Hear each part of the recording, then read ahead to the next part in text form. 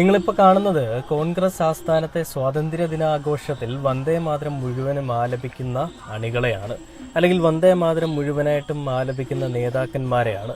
നമ്മുടെ കോൺഗ്രസ് നേതാക്കന്മാർ അല്ലെ കോൺഗ്രസിന്റെ തലമൂത്ത തലവന്മാരൊക്കെ പറഞ്ഞൊരു കാര്യമുണ്ട്. ഓഗസ്റ്റ് 15-ന് നിങ്ങളൊരു കാര്യം കാണും, ഒരു വിസ്മയം കാണും. നമ്മൾ തീരുമാനിക്കും എന്ത് നടക്കും എന്ത് നടക്കണ്ട എന്നുള്ളത്. ഈ വന്ദേമാതരം മുഴുവനായിട്ടും ആലപിക്കുക എന്നുള്ളത് RSSന്റെ അജണ്ടയാണ്.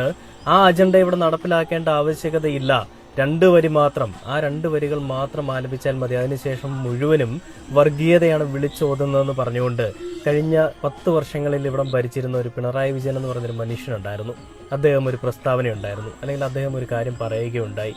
അതിനുശേഷം കഴിഞ്ഞ 10 വർഷങ്ങളിൽ RSSനോ BJPക്കോ ഇല്ലാത്ത വലിയ ത്വരയായിരുന്നു ഈ വന്നിട്ടുള്ള 2 മാസങ്ങളിൽ പുതിയ സർക്കാർ, അതായത് UDF അധികാരത്തിൽ വന്ന് 2 മാസങ്ങൾ കൊണ്ട് തന്നെ നേടിയെടുക്കാനായിട്ടുണ്ടായത്. അങ്ങനെ UDF അധികാരത്തിൽ വന്ന സമയത്ത് തന്നെ അവരുടെ സത്യപ്രതിജ്ഞാ വേളയിൽ വന്ദേ മാതരം മുഴുവനായിട്ടും ആലപിച്ച് RSSന്റെ അണികളെ അങ്ങ് വലിയ രീതിയിൽ അങ്ങ് പുളകം കൊള്ളിച്ചു. അതിൽ RSSന്റെ നേതൃത്വത്തിൽ നിന്ന് വലിയൊരു ആഹ്ലാദ പ്രകടനവും വലിയ അഭിനന്ദന പ്രവാഹങ്ങളുമൊക്കെയായിരുന്നു കോൺഗ്രസിന്റെ ഭാഗത്തേക്ക് ഒഴുകിയെത്തിയത്.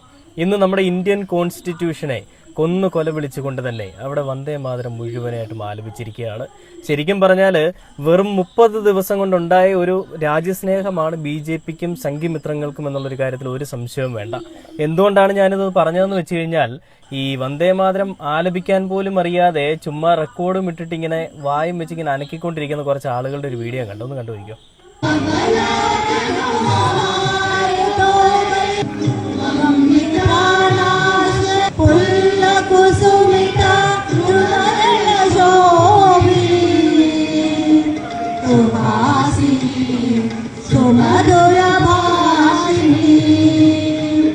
കണ്ടില്ലേ, പേപ്പറിലൊക്കെ എഴുതിക്കൊണ്ടാ വന്നത് മറക്കാതിരിക്കാൻ വേണ്ടിയിട്ട്. വെറും 30 ദിവസം കൊണ്ടുണ്ടായ ഒരു രാജ്യസ്നേഹമാണല്ലോ, അപ്പോൾ മറന്നു പോകാൻ പാടില്ല.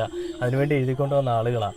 ഇതൊക്കെ കാണുമ്പോൾ നമ്മുടെ സതീശനാദികൾ എന്താണ് ലക്ഷ്യം വെക്കുന്നതെന്നും നമ്മുടെ ഇന്ത്യയെ കൊന്നു മുടിപ്പിക്കാൻ വേണ്ടിയിട്ടാണ് ഇവന്മാർ ഈ പരിപാടിയുമായിട്ട് ഇറങ്ങിയിരിക്കുന്നതെന്ന് ഒന്ന് സംശയിക്കേണ്ടിയിരിക്കുന്നു.